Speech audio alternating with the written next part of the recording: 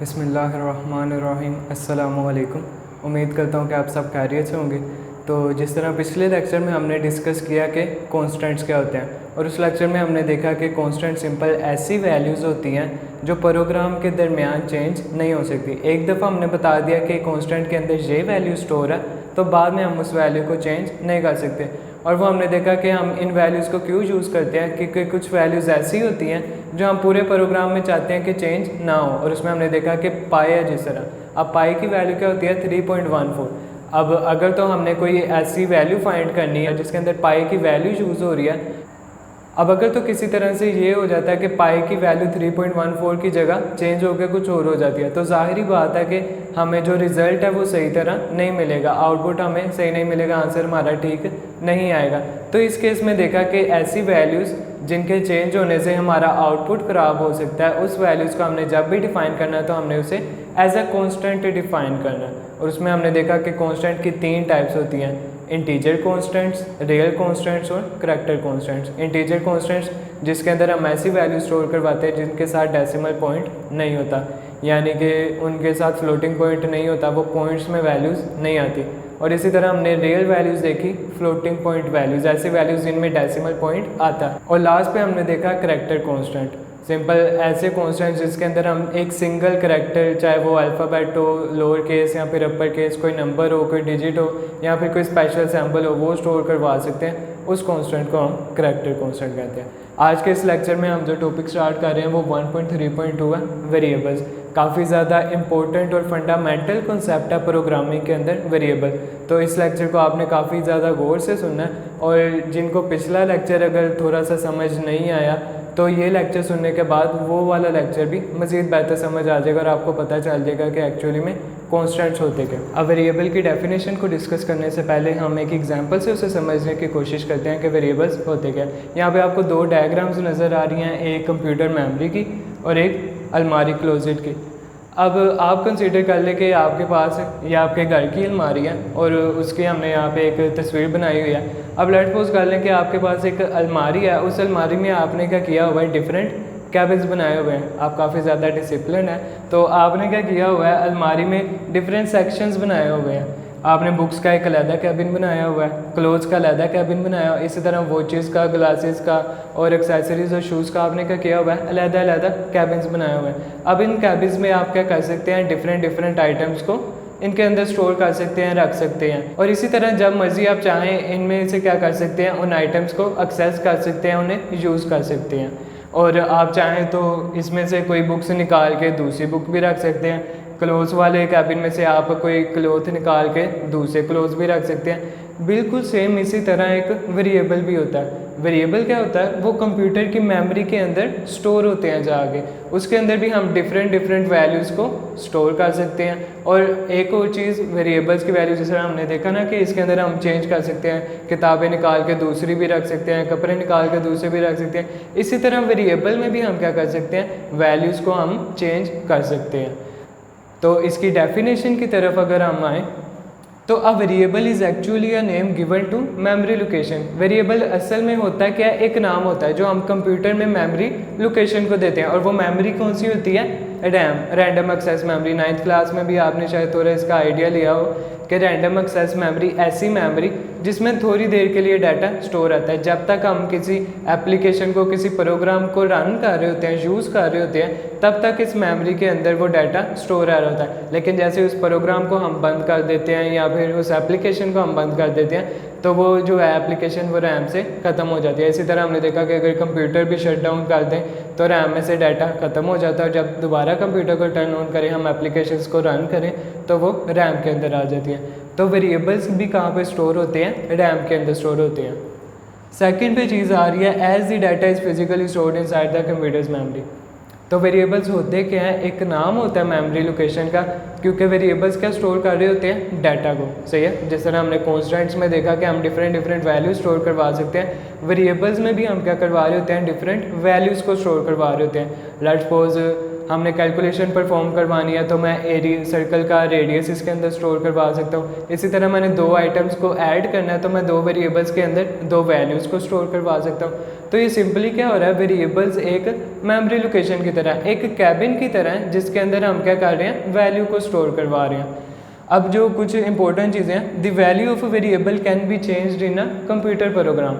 Constant में हमने last time देखा था कि उसके अंदर वैल्यू चेंज नहीं हो सकती, जबकि वेरिएबल के अंदर क्या होता है, values can change in computer program. इसके अंदर वैल्यूज चेंज हो रही हैं, इसके नाम से ही पता चल रहा है। अगर वेरिएबल को देखें तो ये कुछ इस तरह से बन रहा है वेरिएबल। अब अगर वेरी की बात की जाए तो वेरी से मुराद होता है तब्दील होना, सही है। तो वेरिएबल क्या होती हैं, सिंपल ऐसी मेमोरी लोकेशंस के नाम होते हैं, ऐसी टर्म्स होती हैं जिसके अंदर हम डाटा को या फिर वैल्यूज़ को चेंज कर सकते हैं, क्योंकि इसके नाम में ये चीज़ आ रही है कि एक ऐसी वैल्यू जो वेरी हो सकती हो। सेकंड पे कह रहा है each variable has following 2 properties. Her variable में जो है ये 2 चीज़ें लाजमी होना चाहिए, 2 प्रॉपर्टीज़ लाजमी होनी चाहिए। सबसे पहले यूनिक नेम।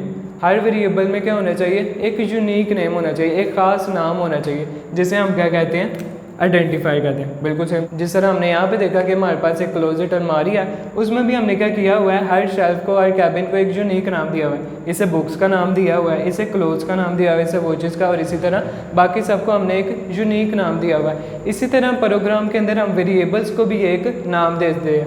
और सेकेंड पे जो चीज़ है, डाटा टाइप। हर वेरिएबल की एक मखसूस डाटा टाइप भी होती है।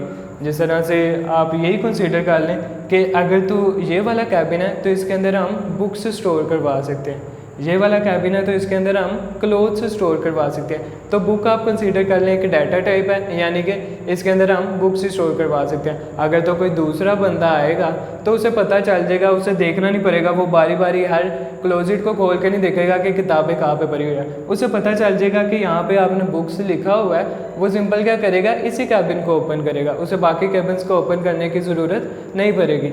इसी तरह वेरिएबल्स की भी क्या होती है, डिफरेंट डाटा टाइप होती है, जो कि बताती हैं कि इस वेरिएबल के अंदर कौन सा डाटा स्टोर होगा। और बिल्कुल सेम जिस तरह हमने करैक्टर कॉन्स्टेंट में जिस तरह हमने कॉन्स्टेंट्स में पढ़ा था कि 3 तरह के कॉन्स्टेंट्स हमने देखे थे, इंटीजर, फ्लोट यानी कि रियल, और कैर मतलब करैक्टर।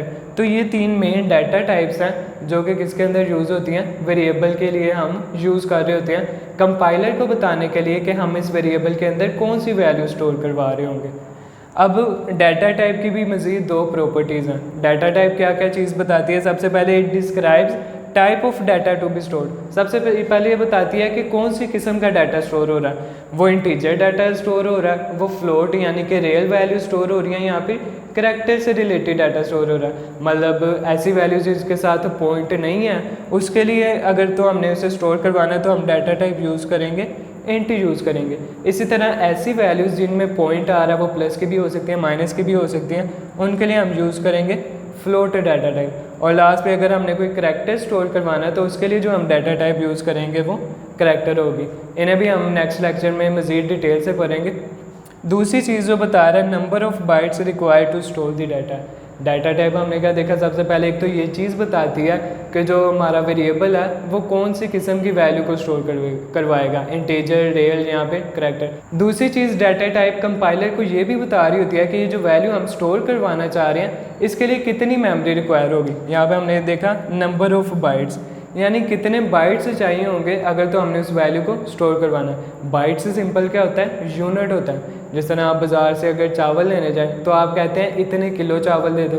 इसी तरह अगर आप दूध वगैरह लेने जाएं तो आप कहते हैं इतने लीटर दूध दे दो। तो ये लीटर और किलोग्राम ये क्या है, एक यूनिट है जो कि डिफरेंट चीज़ों को मैयर करने के लिए यूज़ हो रहा है। इसी तरह कंप्यूटर की मेमोरी को हम इन यूनिट्स में मैयर करते हैं, बिट, बाइट, किलोबाइट, फिर मेगाबाइट, और इसी तरह गीगाबाइट, जीबी का वर्ड आपने लाजमी सुना होगा। तो वो यही चीज़ें होती हैं कि कंप्यूटर की मेमोरी को जो मेजरमेंट होती है उसके लिए ये डाटा यूज़ होता है। तो डाटा टाइप हमें क्या चीज़ बता रही होती है, एक तो type of data to be stored कि कौन सी किस्म का डाटा हमने स्टोर करवाना है, और दूसरी चीज़ ये हमें मेमोरी भी बता रही होती है कि उस वैल्यू को स्टोर करवाने के लिए कितनी मेमोरी रिक्वायर होगी। तो बिल्कुल सेम जिस तरह हमने यहाँ पे एक अलमारी में डिफरेंट सेक्शंस बनाए हुए हैं, डिफरेंट कैबिन्स बनाए हुए हैं और उन्हें डिफरेंट नाम दिए और उनके नाम के मुताबिक हमने उनके अंदर वैल्यू स्टोर करवाई है, इसी तरह कंप्यूटर मेमोरी के अंदर भी हम वेरिएबल्स को इसी तरह से स्टोर करवा रहे होते हैं। हम उसे यूनिक एक यूनिक नाम दे सकते हैं। जिस तरह यहाँ पे हमने एक कैबिन बनाया हुआ था और उसे नाम बुक्स दिया हुआ था और उसके अंदर बुक्स रखी हुई थी। इसी तरह इसके अंदर हमने क्या किया हुआ है, मेमोरी की एक पोर्शन को हमने नाम ए दे दिया है जो कि वेरिएबल का नाम है, सही है, यूनिक आइडेंटिफायर है। और इसके अंदर हमने लेट्स सपोज वैल्यू स्टोर करवा दिया 12। अब अगर तो हमने इसे प्रोग्रामिंग में लिखना है तो उसका तरीक़ेकार कुछ यूँ होगा। हम सबसे पहले बताएंगे कि डाटा टाइप क्या होती है, इंट। फिर हम बताएंगे कि यहाँ पे हमने वेरिएबल को नाम क्या दिया था, ए दिया था। और इसी तरह हमने इसके अंदर 12 स्टोर करवाया था। तो जैसे ही हम प्रोग्राम में इस वैल्यू को, इस स्टेटमेंट को लिखेंगे और इसे एग्जीक्यूट करवाएंगे तो तकरीबन मेमोरी में आके इस तरह से एक वेरिएबल एलोकेट हो जाएगा ए के नाम से और उसके अंदर 12 स्टोर हो जाएगा। तो हमने देखा कि वेरिएबल में दो चीज़ें आ रही होती हैं, एक आइडेंटिफायर आ रहा होता है जो कि वेरिएबल का नेम कहलाता है, एक उसके अंदर हम वैल्यू को स्टोर करवाते हैं। और इसी तरह इस वैल्यू की एक डाटा टाइप होती है। डाटा टाइप एक्चुअली में हमें बताती है कि ये जो वेरिएबल है इसके अंदर कौन सा डाटा स्टोर होगा, इंटीजर डाटा स्टोर होगा, करैक्टर डाटा स्टोर होगा या फिर floating point real data store होगा। और इसी तरह हर कंप्यूटर के जो एक मेमोरी सेल आप कह लें, एक पोर्शन कह लें, उसका एक यूनिक एड्रेस होता है। लेट्स सपोज इसका एड्रेस 1001 है, इसका एड्रेस 1002 है, 1003।